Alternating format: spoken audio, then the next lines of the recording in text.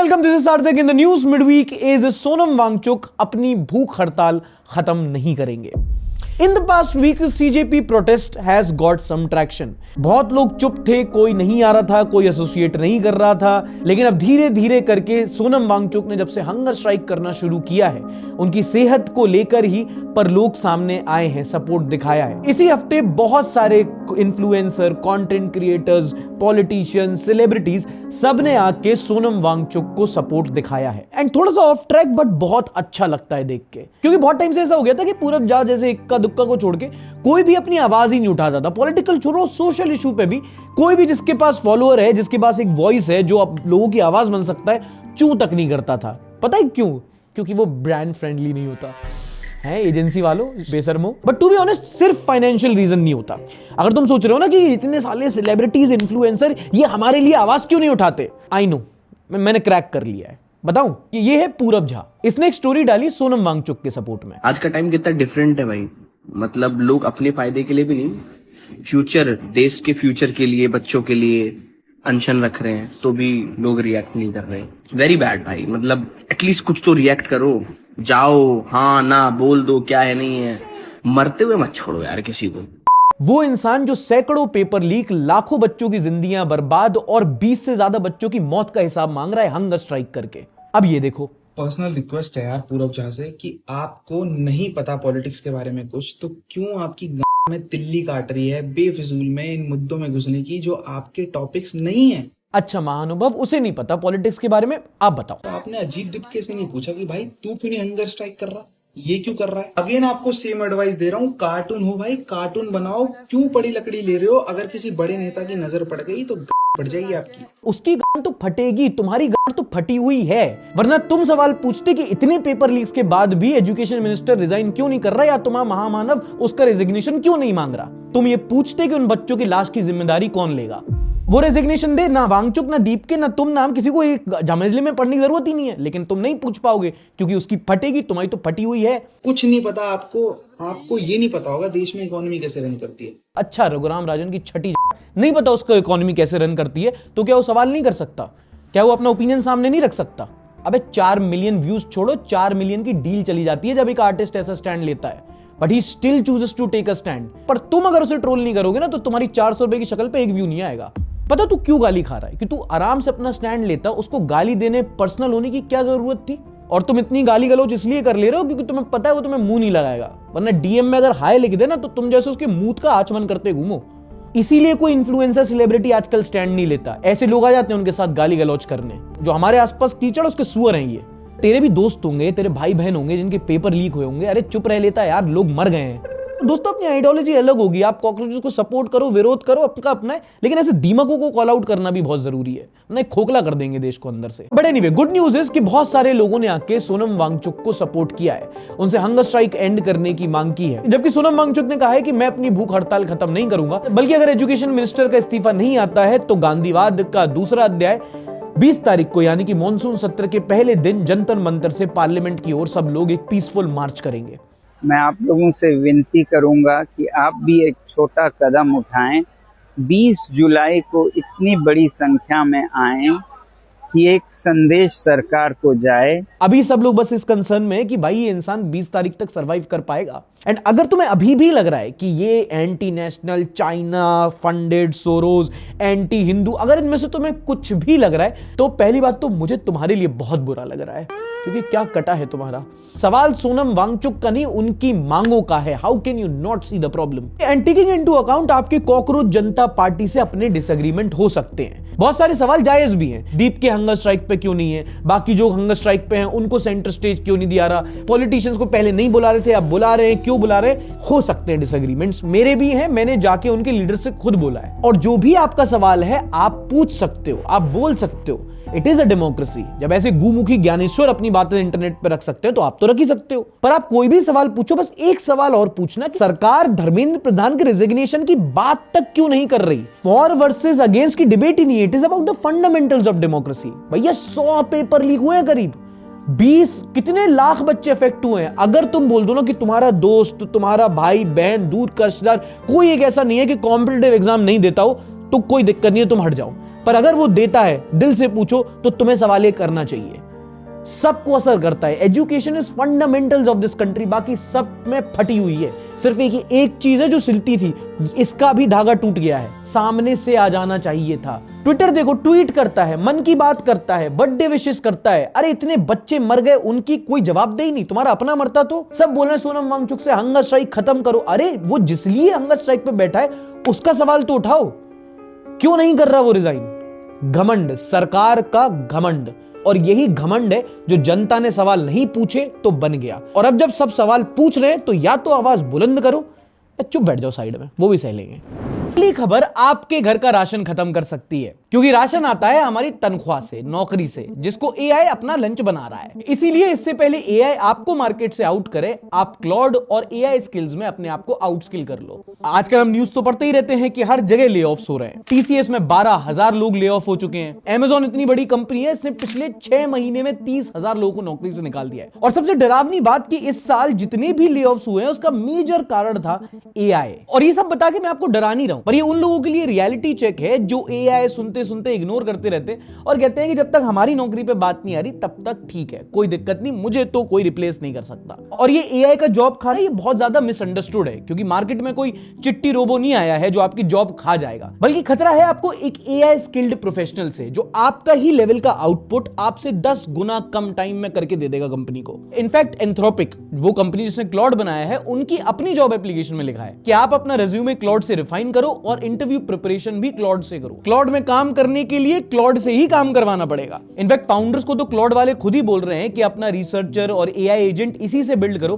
और single person company बनो। मतलब पहले एम्प्लॉय हायर करते थे, वो कुछ काम करता था, अब वही काम आपको एक एआई एजेंट बना के दे देगा, तो आप उसमें इन्वेस्ट कर लो। You might not like it but this is the reality. आप एक फ्रीलांसर हो, एडिटर हो या एक टेक प्रोफेशनल हो, जो लोग एआई बना रहे हैं, एआई से अपनी कंपनी चला रहे हैं, वो सब एक ही चीज देख रहे हैं। क्लॉड जैसे प्लेटफॉर्म को यूज करना अब एक चॉइस नहीं, अब एक नेसेसिटी बन चुकी है। आपको पता नहीं ये स्क्रिप्ट भी मैंने क्लॉड से ही लिखवाई हो, लेकिन अगर आपको ले ऑफ से बचना है तो आपको अपने आप को अपस्किल करना पड़ेगा। और उसके लिए आपको अपना पैसा नहीं बल्कि टाइम इन्वेस्ट करना है। एक वर्कशॉप रिकमेंड करता हूं जो 2 दिन की आपको लाइव क्लॉड ट्रेनिंग देगा, और आप इस शो को फॉलो करते हैं तो बिल्कुल फ्री है। इस हफ्ते सैटरडे और संडे 2 दिन 10 बजे से लेके शाम 7 बजे तक, जिसमें आपको क्या क्या सिखाया जाएगा कि अगर आप एक वर्किंग प्रोफेशनल हैं तो अपने डेली काम को ऑटोमेट कैसे करें और प्रोडक्टिव कैसे बने। एआई को यूज करके अपनी प्रोडक्टिविटी इतनी बढ़ाओ कि आप 3 गुना तक सैलरी हाइक ले सकते हो। और अगर आप एक वर्किंग प्रोफेशनल बल्कि एक बिजनेस ओनर हो, एक फाउंडर हो, तो complex research, data analysis, in fact बहुत सारे काम जो पहले आउटसोर्स करने थे, अब आप सिंगल पर्सन कंपनी बन के कर सकते हो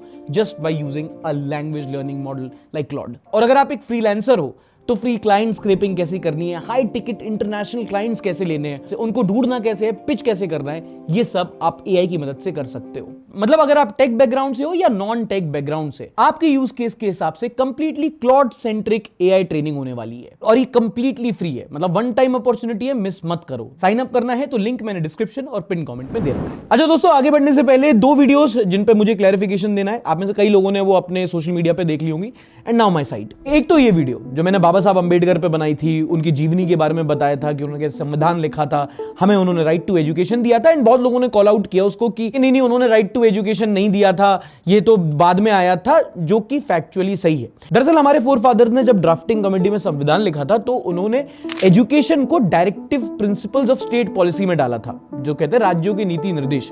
और जो राइट टू एजुकेशन है वो हमें मिला 2002 में अमेंडमेंट के बाद। डिफरेंस ज्यादा नहीं है, डिफरेंस इतना है कि directive principles of state policy, आपने सिविक्स पढ़ी होगी कि ये स्टेट को एक डायरेक्शंस होते हैं कि ऐसे तुम्हें अपना देश चलाना है, सबको एजुकेशन देना है।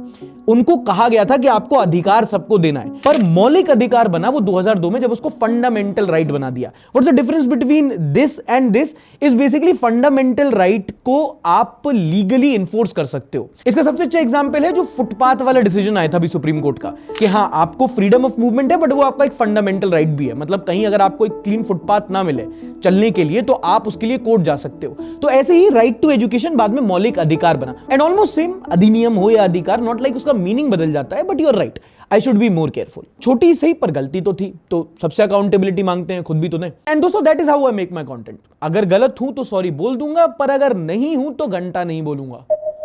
इस हफ्ते दोस्तों कुछ बिहार के भाई गुस्सा हो गए। खूब वीडियोस बनी, कमेंट सेक्शन में, डीएम में भर भर के गालियां दी गई। अब वो गुस्सा जायज है कि नहीं वो बाद में देखेंगे, अभी समझ लो कि वो गुस्सा है क्यों। हमने रिएक्शन में नीशू तिवारी और मयंक कौशिक के साथ वीडियो डाली थी, बिहार का एक मीम आया तो हम लोगों ने उस पर फनीली रिएक्ट कर दिया। Here it goes. बिहार में रैपिडो का ये हाल है, कस्टमर 60 रुपए का राइड करता है और 160 रुपए का हेलमेट लेके भाग जाता है। और बिहार में हेलमेट लगा कौन रहा है? हाँ, ये बात तो सही है। सड़क ही नहीं है कितनी स्पीड से चल पाए। बिहार में कोई राइडर जा रहा है बेचारा, पहले हेलमेट चोरी हो गई, फिर सड़क चोरी हो गई, पीछे मुड़ के देखा तो बाइक भी चोरी हो गई, फिर बंदा भी, लास्ट में बंदा भी। हाँ वहां तो बंदा भी चोरी हो जाता है, पकड़वा विवाह में लड़का भी उठा लेते हैं वहां पे। एक तो बिहारी साले डिफेंड भी तो नहीं करते अपने आपको, हाँ सही बोल रहे हो, ये भी चोरी हो जाता है। लेकिन हाँ, बिहारी साले सार्थक गोस्वामी अपने आप को पत्रकार समझता है, फिर पता नहीं कैसे वहां से सार्थक गोस्वामी पैदा ले लिया रोड में। काश नीशू उस रात को सार्थक के बाप को हेलमेट पहना देती। ये है तुम लोगों के इन्फ्लुएंसर बिहारियों, ये इनके चक्कर में बिहारी पिटते हैं। प्रशांत किशोर बेचारा कवर अप करते घूमता है। बिहार को जानना है तो बिहार आओ, कुर्सी पे पिछवाड़ा टिकाने से आप बिहार के बारे में कुछ नहीं बता सकते जब तक आप बिहार में एंटर ना कर। बिहार में एंटर करके ऐसा चेहरा लेके आओगे आप तो थोपड़े बाजी भाई मुंह पे बुझ ली हो तो बाप मत चिल्लाइए, पहले बोलता नहीं। एक तो वो लौंडे होते हैं ना जो खुद ही की वीडियो के बाद खुद ही ऐसे सैवेज वाले लगा देते हैं। एंड नाउ आई एडमिट, साले नहीं बोलना चाहिए था। वो दोस्तों के बीच में ऐसे ही बोलते बोलते निकल जाता है, तो बट फिर भी अगर आपको बुरा लगा तो I am sorry for it. साले नहीं, प्यारे बिहारी माफ कर। पर प्यारे बिहारी जो बोला वो तो गलत नहीं बोला ना। क्रिटिसिज्म फॉर बेटरमेंट का आजकल लोगों को कॉन्सेप्ट ही नहीं पता। एक तो कुछ लोग है ना, अपना कुछ नहीं होता तो वो अपना सेंटीमेंट लेके घूमते हैं कि अरे हमारा रीजनल सेंटीमेंट हर्ट हो गया। अरे मेल ईगो कम था हर्ट होने को। बिहार में विकास कम है इस बात का गुस्सा नहीं है, मजाक कैसे बना दिया इस बात का गुस्सा है। पूरी दुनिया अथॉरिटी छोड़ के कॉमेडियंस के पीछे पड़ी हुई है। सरकार से डर लगता है तो चुटकुले मारने वालों को डराते हैं। और क्या गलत बोल दिया? बिहार में लोग हेलमेट नहीं पहनते? अरे नहीं पहनते, यूपी में नहीं पहनते, एमपी राजस्थान हेलमेट कहां ही पहनते हैं लोग। अभी करो कोई बाइक टैक्सी बुक, वो पीछे बैठाएगा तुम्हें कंस्ट्रक्शन वर्कर बना के। बिहार में रोड नहीं है तो नहीं है भाई। बिल्कुल रोड रैश वाली फीलिंग आ रही है। हाँ पटना में है पूरा फ्लाईओवर नेटवर्क, जाता है पूरा गंगा सेतु। बाहर निकलो, नालंदा तक पहुंचो, थोड़ा नालंदा से सिवान तक जाओ, काटेहार तक जाओ एक बार। एक और इनसाइट देता हूं, नेशनल हाईवे से अच्छे स्टेट हाईवेज हैं, लेकिन दरभंगा के कोई मार्केट में घुस गए ना तो कीचड़ से टमाटी ना खेलोगे। इज्जत से चलिए आप। And it's not just Bihari, गाली पढ़नी है तो इट्स इंडियंस इन जनरल। हम इतने इनसिक्योर, इतने मरे हुए लोग हो गए ना, हमारा मजाक बन गया है, वो दिक्कत नहीं है, बस उड़ा मत दे कोई। कॉकरोच जनता पार्टी के प्रोटेस्ट में आयुष सापरा पहुंच गया फूड रिव्यू करने, तो उस पे लोग कि तूने सोनम वांगचुक के सामने खाना कैसे खा लिया। अबे वो फूड रिव्यूअर है, सॉलिडारिटी दिखाने का तरीका है उसका। वो वहां खाना नहीं दिखाए तो क्या पैखाना दिखाए? सोनम वांगचुक का असली मजाक पता क्या है कि इतने टाइम से अनशन पे बैठा है, बात तक नहीं की है सरकार ने। पिछली बार प्रोटेस्ट पे बैठा था तो नेशनल सिक्योरिटी एक्ट लगा के, जैसे चाइना या पाकिस्तान से फंडिंग एंटी नेशनल बता के जेल में डाल दिया था, महीनों तक सड़ा दिया था। वो है मजाक। मतलब गुस्सा ठीक है निकालो, पर तुम्हारा कन्वीनियंस से ही क्यों निकलता है? मतलब ऐसे ही होता है भाई। आपको शायद अंग्रेजी समझ में नहीं है, but comedy is also sometimes criticism. कल मैं दहेज पे जोक करूंगा तो तुम कुप्रथा को एक्नॉलेज करोगे या मेरा वेन्यू तोड़ दोगे? I think I know the answer. Bihar में रोड का मजाक कैसे बना दिया। तुम्हारे पटना के पास ही ना एक सुल्तानगंज ब्रिज है, वो हर साल बनता है, हर साल टूट जाता है। वो इतनी बार टूट चुका है ऐसा लगता है डामर के नीचे किटकैट लगाते हैं। और इस पे अगर कोई जोक कर दे तो सरकार ने बिहार के विकास का मजाक बनाया है। मैंने बस चुटकुला लिखा है। ऐसे ऐसे डफरों के डीएम आए ना कि बिहारी को साला कैसे बोल दिया बहन के। अगर हम शांत स्वभाव के हैं तो तू कुछ भी बोलेगा मादर। तो गुस्सा जायज है, पर रउआ सही जगह क्रोध निकाले तो अपन बिहार का विकास होई। बाकी भाई तू मुझे इनवाइट मत कर, पहले तू खुद घूम के अपना स्टेट। नोट्स चाहिए हो तो बिहार फॉर बिगिनर्स से ले लेना। जितना तुमने देखा नहीं है उतना घूम लिया है तुम्हारे पापा ने।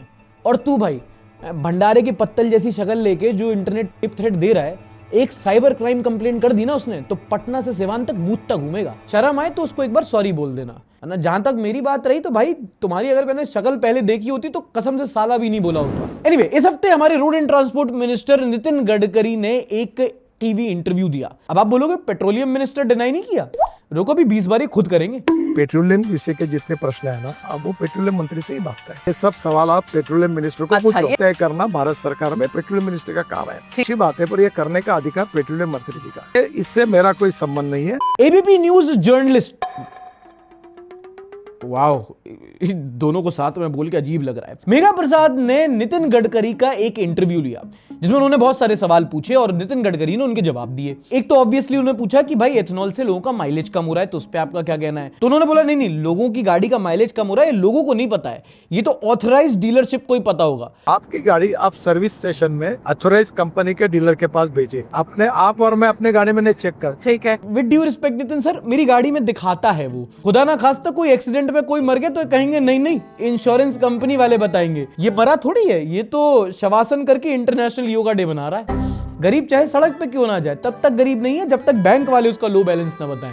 अभी एक गाड़ी पटना में हुई, उसमें पानी अडल्ट्रेशन डाला हुआ निकला। तो अच्छा, बाकी करे तो एडल्टरेशन, आप करो तो ब्लेंडिंग, वर्ड प्ले सर। उसके अलावा ज्यादातर जो क्वेश्चन पूछे गए उन्होंने यही बोला कि देखिए मैं पेट्रोलियम मिनिस्टर नहीं हूं, आप पेट्रोलियम मिनिस्टर से पूछो। पेट्रोलियम विषय के जितने प्रश्न है ना, अब वो पेट्रोलियम मंत्री से ही भागता है। और जब मैंने देखा ना, मुझे दो खुशी हुई कि नितिन गडकरी साहब हमारे पेट्रोलियम मिनिस्टर नहीं है और ये बात नितिन गडकरी साहब को भी पता है। नहीं, मैं नहीं मानता। दोस्तों इसके आगे ज्यादा कुछ नहीं बोल सकता वरना आजकल ना FIR हो जाती है। मैं आपके ऊपर डिफेमेशन केस भी कर सकता। मैं मजाक नहीं कर रहा हूँ, दो और न्यूज हैं। इस हफ्ते 4 लोगों पर एथेनॉल के मामले में फेक न्यूज फैलाने पर FIR हुई है और उन चारों में मेरा नाम नहीं है। बच गया साला। और यही मौका है मेरे पास बोलने का कि बिल्कुल सही हो रहा है एथेनॉल, ये सब झूठ फैला रहे हैं, सारे एंटी नेशनल हैं और ये जितने भी कंप्लेंट कर रहे हैं, पता है गाड़ी चलाना कहां सीखे? जॉर्ज सोरोस की ड्राइवरी करके। और सर आप मिलाओ पेट्रोल में, आप गन्ने का जूस मिलाओ, मैं तो कहता हूँ सीजन चल रहा है मैंगो शेक भी मिला दो, मैं फुल सपोर्ट है आपका। नागपुर में पोहा खा के अब साथ में योगा करेंगे हम। बट ऑन सीरियस नोट, ये इंटरव्यू अपने आप में बहुत चर्चा में था क्योंकि बहुत समय बाद एक जर्नलिस्ट को बहुत सारे जनता के सवाल खुलकर पूछते हुए देखा ना। बहुत सारे लोगों ने इसमें कहा कि भाई स्क्रिप्टेड है या सेमी स्क्रिप्टेड है या ये भटकाने का तरीका है या ये नैरेटिव का, जैसा भी है मेरे को तो बहुत अच्छा, आई सेलिब्रेट दिस। क्योंकि काउंटर क्वेश्चन किया या नहीं, सवाल कैसे भी पूछे पर पूछे तो स्टिल बेटर देन गडकरी साहब आम चूस के खाते हैं, काट के खाते हैं, उसका मैंगो शेक बनाते हैं, उसे पेट्रोल में मिला देते हैं। और अगर खाते हैं तो क्या काट के खाते हैं या ऐसे गुटली के साथ खाते हैं? दो सिचुएशन होती है दोस्तों, एक तो सब सही चल रहा है, ये थोड़ा खराब है, अभी सब खराब चल रहा है, ये थोड़ा सही है। Please let me have my reason to celebrate. भगवान की भक्ति और घोर अंधभक्ति में डिफरेंस देखना है, ये वीडियो देखो। अमरनाथ की गुफा में बर्फ घुस चुकी है, हमारे फ्रिज में प्रकट हो चुके हैं भोलेनाथ जी। देखो सब आ रहे हैं, दर्शन कर रहे हैं। जय भोले की। फ्रिज में भोलेनाथ प्रकट हो गए हैं, जय भोले की। सबको सद्बुद्धि दे भगवान। अब तुम थोड़े से भी रैशनल व्यक्ति होगे तो सोच रहे होगे कि हाँ किसी ने तो बता ही दिया होगा कि अबे फ्रिज में बर्फ नहीं जमेगी तो क्या होगा, ये सब कोइंसिडेंस है। पर ये वीडियो वायरल हुई, वहां के आसपास के लोग आने लगे, मूर्ति बन गई, शिवलिंग पे पूजा होने लगी, फ्रीजर में चढ़ावा चढ़ गया, वहां जगराते होने लगे, आंटियां भजन गाने लगी।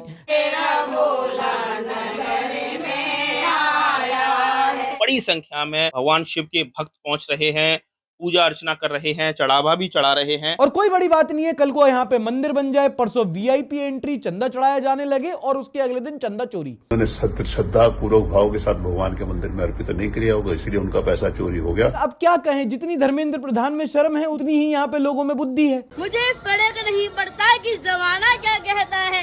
मैं छोड़ो, तुम बता दो मैं क्या बोलूं यहाँ पे, 2 दूनी 4 करने बैठ जाऊं क्या कि भाई नहीं अमरनाथ में जो बर्फ पिघली है श्रद्धा से नहीं, क्लाइमेट चेंज से पिघली है। यहाँ पे फ्रीजर में बर्फ इसलिए जमी क्योंकि वो फ्रीजर है। एंड टू बी ऑनेस्ट मेरे लिए बिल्कुल भी शॉकिंग नहीं है, इनफैक्ट अश्योरिंग है। बहुत सारी चीजों का ना एक पर्सपेक्टिव मिल जाता है। देश की जो हालत है वो तो पता है क्यों है, वो समझ में आ जाता है। क्योंकि डिस्चार्ज वाटर को चरणामृत समझ के पीने वाली जनता, उसको धर्म के नाम पे मूर्ख बनाना कितना ही मुश्किल होगा। दीदी ये AC का पानी है, ये चरणों का पानी नहीं है ठाकुर जी के। कोई बाबा का पर्ची काट के इनका काटना कितना ही मुश्किल होगा। बैठ जा छटनी के बरे। एक चीज होती है साइंटिफिक टेम्पर, वैज्ञानिक दृष्टिकोण। सोनम वांगचुक के पहले बिना अनशन के मर गया वो। यार मुझे आइसक्रीम रखना है फ्रिज में, भगवान जी प्लीज। भाई प्रसाद समझ के चढ़ा दो। शिवलिंग के पास कोई दिया भी नहीं रख रहा, कहीं शंकर भगवान प्रकट हो गए तो लेने के देने पड़ जाएंगे। ये गरीब हो ना, ये अपनी आदत से गरीब हो। And you know what's the shocking part, ऐसी बेवकूफी के बावजूद लोग रिकॉर्ड करके इंटरनेट पर डाल देते हैं। उन्हें ट्रोलिंग से डर नहीं लगता, डर हमें लगता है क्रिटिसाइज करने में कि समझदारी वाली बात कर दी तो बेवकूफों को बेवकूफ बोल दिया तो कोई और बेवकूफ आके धार्मिक भावनाएं हर्ट होने पे तुम्हें पे FIR ना कर दे। ये हालत है देश के। देश संकट में है। मंदिर में चंदा चोरी का मामला अब पुराना हो गया है। राम मंदिर में। उस लिस्ट में और भी मंदिरों के नाम जुड़ रहे हैं। बद्रीनाथ धाम में मंदिर कमेटी का एम्प्लॉय प्रमोद नौटियाल मंदिर प्रांगण में जो कोष है उससे सोना, चांदी, शालीग्राम का पत्थर और भी कई सारी चीजें चुराता हुआ पकड़ा गया। 12 जुलाई को देहरादून में उसे अरेस्ट कर लिया गया। अगला, राजस्थान में बुटाती धाम मंदिर है, वहां भी चंदा चोरी के आरोप लगे तो मंदिर ने एक इंटरनल कमेटी इंक्वायरी बिठाई। 13 मेंबर की एक इंक्वायरी कमेटी बैठी जिन्होंने पाया कि लगभग 22 करोड़ का मामला यहाँ वहां है। पता नहीं कितना सोना चांदी है जिसका हिसाब नहीं मिला। सीसीटीवी पर बिना टेंडर के 82 लाख रुपए खर्च कर दिए गए और इतना महंगा कैमरा लगाने के बाद भी घोटाले नहीं देख पाए। आयरनी। गुजरात में एक अंबाजी मंदिर है, वहां की सीसीटीवी फुटेज में एक एम्प्लॉय नोट की गड्डी ऐसी अपनी जेब में रख रहा था, वो दिखा। 1 लाख रुपए का बंडल तो उसकी जेब में पकड़ा गया। फिर जब पूछताछ हुई तो पता चला कि 2-3 लोग और इन्वॉल्व थे, उन्हें हटाया। केदारनाथ धाम में आरटीआई से पता चला था कि कितने वीवीआईपी थे, नेता थे जिनके ट्रैवल का, रहने सहने का खर्चा मंदिर के कोष से दिया जा रहा था। मध्य प्रदेश में बगलामुखी मैया का मंदिर है, वहां पता चला कि एक प्राइवेट कमेटी है जो डोनेशन कलेक्ट कर रही थी। मंदिर कमेटी अलग, प्राइवेट कमेटी अलग। फिर वहां की डिस्ट्रिक्ट एडमिनिस्ट्रेशन ने 3 मेंबर की इंक्वायरी कमेटी बनाकर 1 हफ्ते के अंदर रिपोर्ट मांगी है। सोचो कितना क्या बोलते हैं यार। लोग मंदिर जाते हैं अपने पापों का हिसाब साफ करने, यहां कुछ लोग मंदिर का ही हिसाब साफ कर रहे हैं। और इसमें कुछ सरप्राइजिंग नहीं है, ये पहले से चला आ रहा था, आपकी आंखों देखी में ये सब हो रहा था। जब वीआईपी लाइन लगा के मंदिर में ऐसे पैसे लिए जा रहे थे, वे ह्यूमन ग्रीड तो आई गई ना मंदिर में। तो फिर जब मंदिर कमेटी वालों को एक पैसा कमाने का जरिया मिल ही गया, मंदिर के अंदर लोभ आ ही गया, तो फटना ही था। अब ये तो वो हैं जो पकड़े जा रहे हैं, कितने ऐसे हैं जो पकड़े नहीं गए होंगे और कितने ऐसे हैं जो ये सब देख के अपने पद चिन्ह छुपा लेंगे। दोस्तों देखा जाए तो हमारी ही गलती है, धर्म को हमने धंधा बनने दिया, अब उसका नुकसान झेल रहे हैं। और जब ये पूरी चंदा चोरी पकड़ी जा रही है, लोगों की आंखें खुल रही हैं, तो वो लोग जिन्होंने आंखों में धूल झोंकी थी, जो कट्टर हिंदू बनाते घूम रहे थे, आजकल बहाने बनाते घूम रहे हैं। इनका एग्जाम्पल ले लो। अब बीजेपी राज में चंदा घोटाला होगा और आपकी धर्मपत्नी उसी पार्टी की नेता होंगी तो आप थोड़ी सवाल पूछ पाओगे। लेकिन अगर आप राम जन्मभूमि के स्ट्रगल पर एक पूरी पिक्चर बना रहे हो, वहां पे एक पूरा नाटकीय रूपांतरण कर रहे हो, तो वहां तो एक स्टैंड लो, वहां तो नाटक मत करो। भाई ने तो लूट को लूट मानना ही बना कर दिया। अरे मंदिरों में लूट मची थी जब मुगलों ने हमारे मंदिरों को तोड़ा था। लूट मची थी तब जब मुगल राजाओं ने ब्राह्मणों को मार के उनके जनेऊ को एक मन जनेऊ के इकट्ठा करके तोला था। ठीक है, प्रेजेंट की गलतियों का ठेकरा पास्ट पे फोड़ा जाता है, पर मालिक नेहरू तक ठीक था, अब तो मुगलों तक पहुंच गए। राजनाथ सिंह कितना इनसिक्योर होते होंगे कि यार डिफेंस का पोर्टफोलियो मेरा है, लेकिन हर सरकारी आदमी डिफेंड करता घूम रहा है। और तुम बोलो ना कि सरदार भाई इमोशनल उस पे क्या हो रहे हो, तो क्या नहीं हो यार। तुम कभी मंदिर के अंदर नहीं गए, तुमने नहीं देखा कि कैसे बिल्कुल गरीब मजदूर आदमी बसों में भर भर के उम्मीदें लेके आता है। मैंने देखा है यार ऐसे 200-200 रुपए उनकी जेब में होते हैं, वो 100 रुपए श्रद्धा से चढ़ा देते हैं। जिसके पास ऑलरेडी कुछ नहीं है, उसने अपनी आधी जिंदगी डोनेट कर दी, उसमें ये लोग चोरी कर लेते हैं। और कुछ लोग होते हैं जिनको चोरी को चोरी कहने की हिम्मत नहीं होती, और फिर वो अपने आप को धार्मिक भी कहते हैं। कौन सा धर्म? मुझे लगता था कि मुझसे ज्यादा धर्मी कोई नहीं है। कितना गलत था मैं, हैं ज्यादा हैं। नसरुद्दीन शाह से आपकी सुलह हो गई होगी, but I think asked again he won't change his opinion. He is a clown. So current government is same as Mughals. Then he will talk about British period and then Jawaharlal Nehru, but he won't talk about the current period of 13 years. देखो भाई उसकी भी व्यथा समझो। At the end of the day जाना तो उसको भी घर पे ही है, और घर पे भी उन्हीं का राज है जिनका सरकार पे है।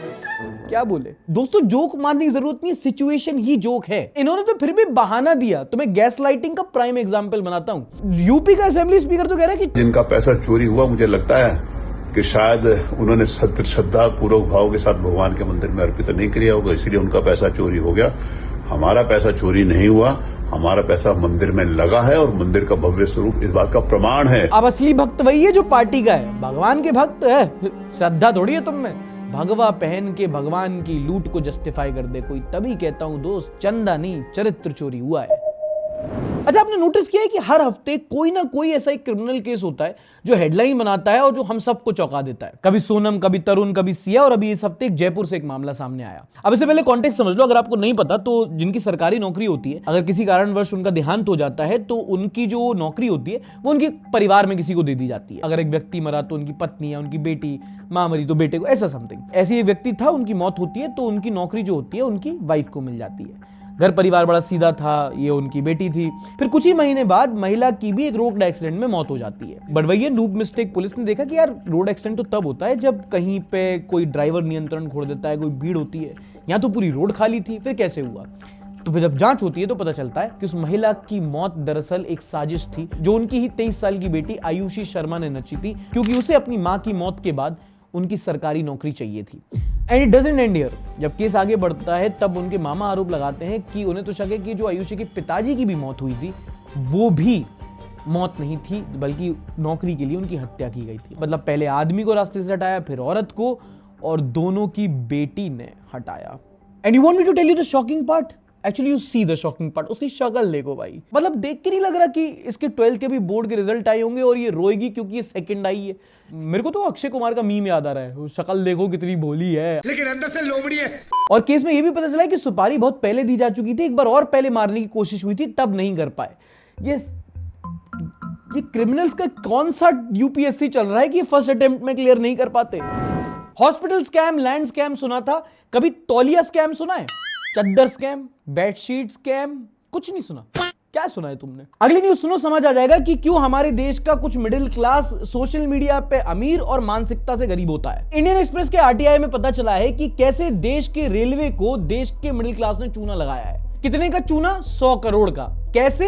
100 रुपए करके। अगर आपने ट्रेन में सफर किया होगा तो पता होगा कि 3rd tier, 2nd tier, 1st tier में रेलवे की तरफ से पैसेंजर को एक बेडशीट, कंबल, तकिया, तौलिया, ये सब मिलता है, वो ना ब्राउन थैले में लपेट के। और ये बात भी किसी से छुपी नहीं है कि कुछ लोग उनमें से उसको चोरी करके ले जाते हैं। बढ़िया।